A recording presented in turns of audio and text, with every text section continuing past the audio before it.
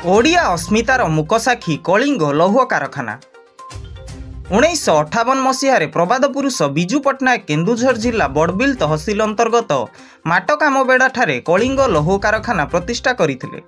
सेतेबेले उच्चमानर pig iron उत्पादन पर यह समग्र एशिया महादेश में सुख्यात अर्जन करिथिबा बेले 1963 मसीह राज्य सरकार अधीन को चली जाइथिला।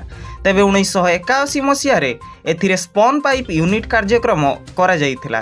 तेबे 80 दशक राज्य सरकार सबुठारु लाभदायक संस्थार परिणत होइथिला। सेहीपरि 1996 मसीह ओडिशा खनि निगम अधीन रोइडा लौह और मांगानीज खनि कलिंग लौह कारखाना को हस्तांतर करा जाइथिला। मात्र 2000 मसीहा ठारू कलिंग लौह कारखाना क्षति चलवा सहित पतन आरंभ होइथिला। तेणु 2013 मसीहा जून मासरू 9 मास पर्यंत 2014 मसीहा जानुआरी मास ठारू 8 मास पर्यंत हिपरि दुईटी पर्यायर कारखाना को बंद करा जाइथिला। मात्र 2014 मसीहा नवेम्बर मासरे एहार गोटे ब्लास्ट फर्नेस कार्यक्रम करा जाइथिबा बेले 2015 मसीहा मार्च मासरू कलिंग लौह कारखाना को संपूर्ण भाव में बंद कर दिया जाइछि।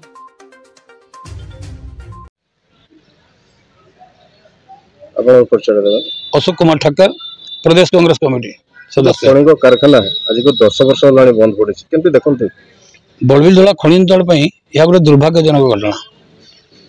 बिजू बाबू प्रभात पुरुष एवं ओडिशा जातिर गौरव। 1957 मसीह चिंताधारा थिला जे यही आदिवासी अंचल ये गरीब खनि खदान अंचल ये लोकों पेट पाटना कथा तांकर रोजगार पाई से गोटे बड़बिल अंचल गोटे कलिंग लुहा कारखाना निर्माण करते। से कारखानाटी विगत वर्ष में बहुत सुनाम अर्जन करछि। एशिया महाद्वीपर सबुठु उच्च मान पिग आयरन प्रोडक्शन करथिबा ए लुहा कारखाना विगत किछि वर्ष हला रुग्ण हो पड़ी। रुग्ण हो अंतिम पर्याय आज से स्क्रैप होगा बसिलानी।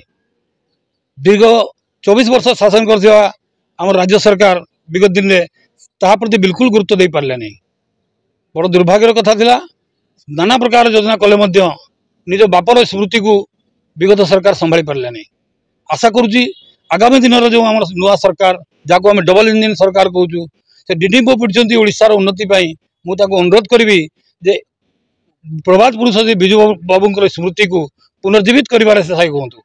जदि आज जो ओडिशा अस्मिता कथा कथा उठुची मु आशा करी प्रभात पुरुषकर स्मृति को जदि बंचई पारे तो निश्चित भाव में अस्मिता को बंचईबार गोटे पदक्षेप आकु दे पारे मोर आशा।